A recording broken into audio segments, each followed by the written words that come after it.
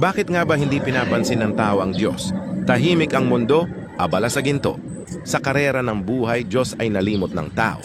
Ngunit pag dumating ang unos, ulan at lindol, ang pangalan ng Diyos biglang sigaw ng puso't kaluluwa. Kapag may sakit, saka lang lumuluhod.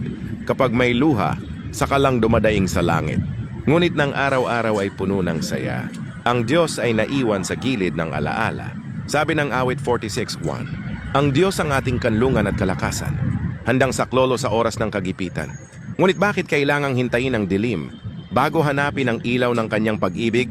Ang tunay na pananampalataya ay hindi lang sa oras ng bagyo, kundi sa mga araw na maaraw na siya pa rin ang sentro ng ating buhay. Diyos ay di laruan ng oras ng problema. Siya ang Ama na nararapat sambahin sa tuwina. Hindi niya kailangan ng ating sigaw sa takot, kundi ng pusong laging handang sumunod. Kaya bago pa man dumating ang sakuna, bago pa man lumakas ang hangin ng pagsubok, lumapit ka na, manalangin, magpasalamat, dahil ang Diyos ay tapat, kailanman ay di lumalayo, araw man o gabi, kapayapaan ay nasa piling niya.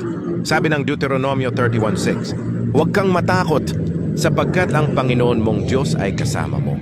Kaya huwag mong hintayin ang bagyo para siya'y hanapin. Ngayon pa lang, ibigay mo na ang puso mo sa Kanya. Hanapin ang Diyos hindi lang sa oras ng unos, kundi sa bawat tibok ng iyong puso.